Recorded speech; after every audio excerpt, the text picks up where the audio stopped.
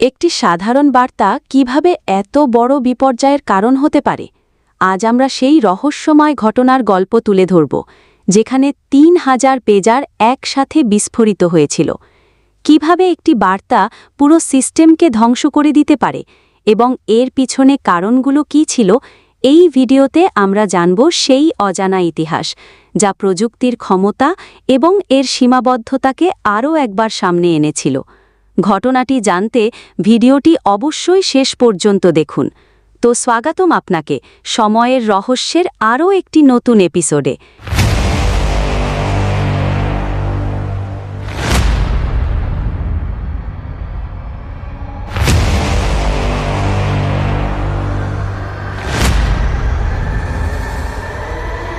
লেবাননের বিকেলে তখন 3:30। হঠাৎ করে একের পর এক বিকট শব্দে বিস্ফোরণ ঘটে। আশেপাশের এলাকা কেঁপে ওঠে। হাজার হাজার পেজারের ডিভাইস মুহূর্তে ধ্বংস হয়ে যায়। চারদিকে আতঙ্ক ছড়িয়ে পড়ে। এই ভয়াবহ ঘটনার ফলে মারা যায় 12 জন মানুষ। প্রায় 3,000 মানুষ আহতদের মধ্যে ছিলেন, নারী, শিশু ও বৃদ্ধরাও। হাসপাতালে স্থান না হওয়ায় অনেকের মেঝেতে শুয়ে চিকিৎসা দিতে হয়। এই বিস্ফোরণের পরে পুরো লেবানন স্তব্ধ হয়ে পড়ে। এমন ধ্বংসযজ্ঞ আগে কখনো দেখেনি তারা। কিভাবে একটি সাধারণ যোগাযোগ ডিভাইস এত বড় ধ্বংসের কারণ হল?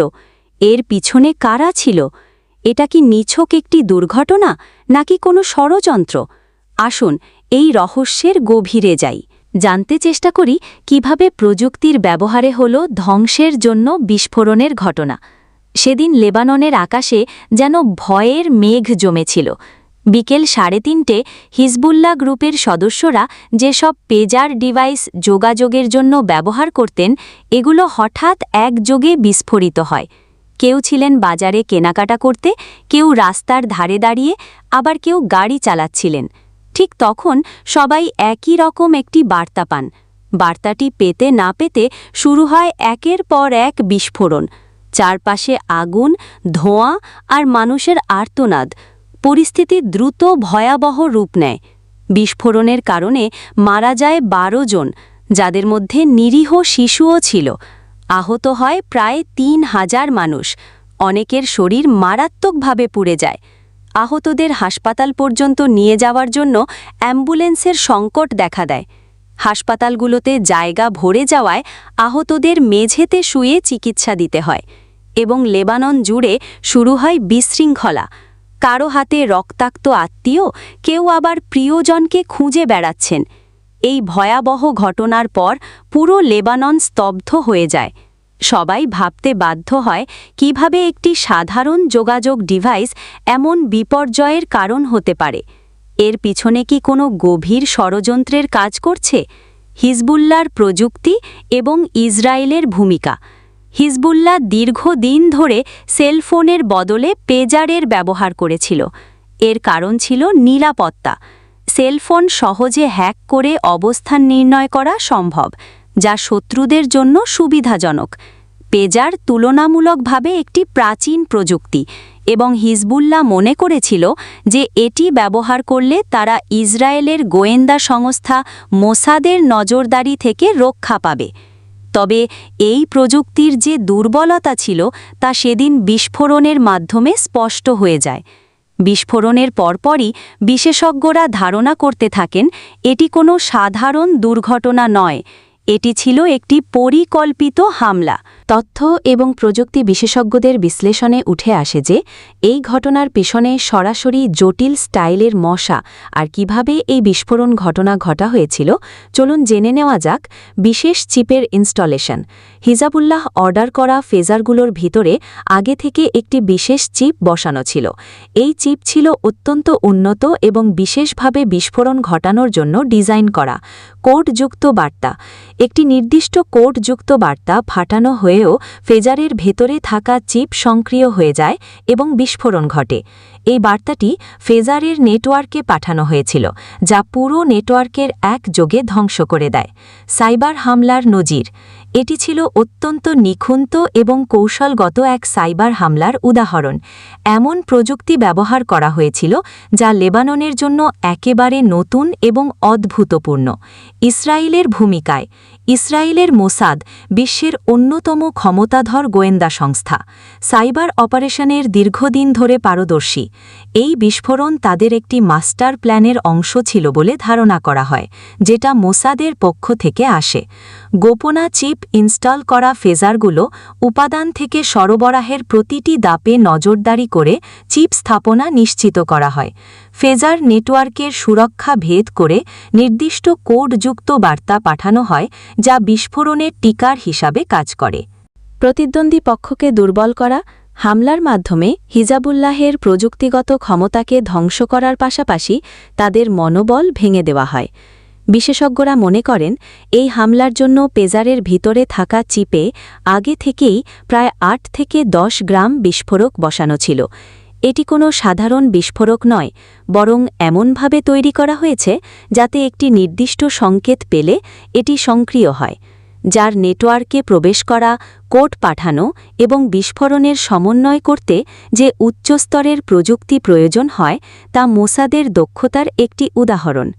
এই ঘটনার পর সারা বিশ্বে এক নতুন শুরুর উদ্রেক হয়।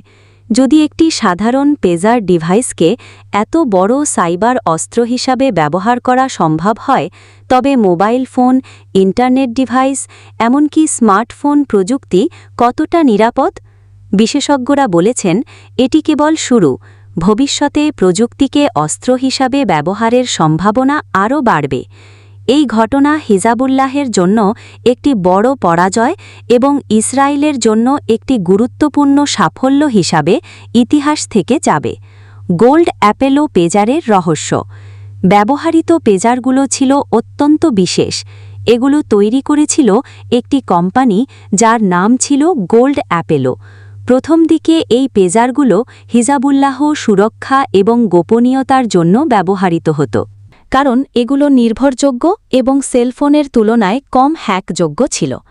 তবে বিস্ফোরণের পর অনেক কিছু উন্মোচিত হয় যা অনেকের ধারণা পাল্টে যায়।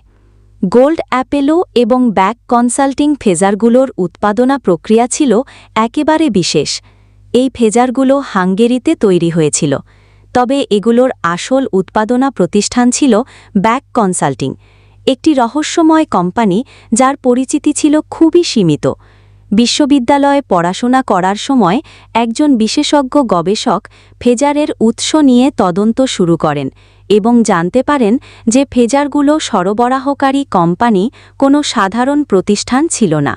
এর পিছনে ছিল একটি আন্তর্জাতিক সেলস কোম্পানি যার আসল উদ্দেশ্য ছিল গোপন। এই কোম্পানির কার্যকলাপ এবং ব্যবসায়িক সম্পর্কগুলো ছিল অস্বাভাবিক এবং অস্পষ্ট।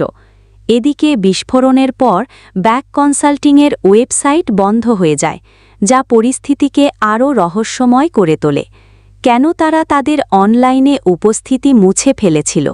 কী কারণে তাদের ইন্টারনেট যোগাযোগ সব তথ্য একদিন হঠাৎ বন্ধ হয়ে গেল? বিশেষজ্ঞরা মনে করেছেন ব্যাক কনসাল্টিং সম্ভবত বিশ্বের কিছু বড় গোয়েন্দা সংস্থার জন্য কাজ করেছিল এবং তাদের সেলস কোম্পানি ছিল একটি নিরাপদ, যা তাদের কার্যকলাপ লুকিয়ে রাখার জন্য ব্যবহৃত হচ্ছিল। গোল্ড অ্যাপেলো পেজারের আসল উদ্দেশ্য কী ছিল? পেজারগুলো তৈরি হওয়া এবং সেগুলোর বিস্ফোরণ একটি বড় প্রশ্ন।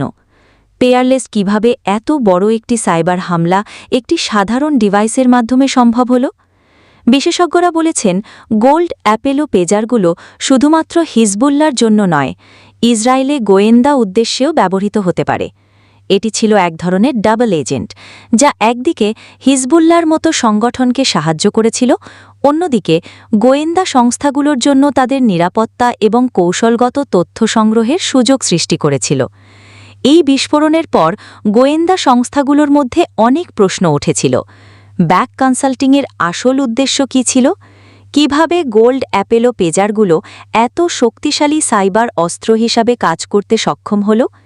এই ঘটনায় কি ছিল আন্তর্জাতিক গোয়েন্দা খেলার অংশ? এসব প্রশ্নের উত্তর এখনও রহস্য সৃষ্টি করেছে, যা গোয়েন্দা সংস্থাগুলোর দৃষ্টিতে এক নতুন দিগন্ত খুলে দিয়েছে। এমনকি আজও এই পেজারগুলোর রহস্য পুরোপুরি উন্মোচিত হয়নি এবং এই ঘটনায় তদন্ত সংস্থাগুলো সেলস কোম্পানি ব্যাক কনসাল্টিংয়ের কর্মকাণ্ড নিয়ে গভীর অনুসন্ধান চালাচ্ছে। মোসাদের পূর্ববর্তী অপারেশন হতে পারে ইসরায়েলের গোয়েন্দা সংস্থা মোসাদ আগেও বিভিন্ন জটিল ও গোপন অপারেশন পরিচালনা করেছে, যেগুলো সারা বিশ্বে আলোড়ন সৃষ্টি করেছে। 2010 সালে স্টাক্সনেট মালওয়্যার ব্যবহার করে তারা ইরানের পারমাণবিক প্রোগ্রামকে লক্ষ্য করে একটা সাইবার আক্রমণ চালায়, যা ইরানকে মারাত্মকভাবে ক্ষতিগ্রস্ত করে। এর আগেও 2007 সালে অপারেশন অর্চার্ড নামে সিরিয়ার বিমান প্রতিরক্ষা ব্যবস্থা হ্যাক করে মোসাদ তাদের শক্তি ক্ষুণ্ণ করে। এই পেজার বিস্ফোরণ সম্ভবত মোসাদের এক ধরনের জটিল সাইবার অপারেশন ছিল, যেখানে তারা আধুনিক সাইবার প্রযুক্তি ব্যবহার করে হিজবুল্লাহর মতো গোষ্ঠীকে লক্ষ্য করে একটা বিস্ফোরণ বার্তা পাঠানোর মাধ্যমে তাদের যোগাযোগ ব্যবস্থা ধ্বংস করে দেয়। এটা ছিল তাদের পরিচিত ডিজিটাল যুদ্ধ পদ্ধতির একটা নতুন উদাহরণ। মোসাদের অতীতের অপারেশনগুলো দেখলে এই বিস্ফোরণকে একটা পরবর্তী স্তরের সাইবার আক্রমণ হিসাবে চিহ্নিত করা যেতে পারে, যেখানে গোয়েন্দা তথ্য সংগ্রহের পাশাপাশি গোপন সংযোগ ও অস্ত্রের নিয়ন্ত্রণ ভাঙার উদ্দেশ্য ছিল। এই পেজার বিস্ফোরণ সারা বিশ্বকে একটা ভয়ঙ্কর প্রশ্নের মুখোমুখি করেছে: প্রযুক্তির উন্নতি আমাদের কতটা নিরাপদ করেছে? যদি পেজার ওয়াকিটকিতে বিস্ফোরণ ঘটানো যায়, তাহলে আমাদের মোবাইল ফোন কি সুরক্ষিত? আপনার মতামত কি কমেন্টে জানিয়ে দেন। ভিডিওটি ভালো লাগলে অবশ্যই লাইক করতে ভুলবেন না। ফিরে আসব পরবর্তী ভিডিওতে এমন আরও ঐতিহাসিক চমৎকার গল্প নিয়ে।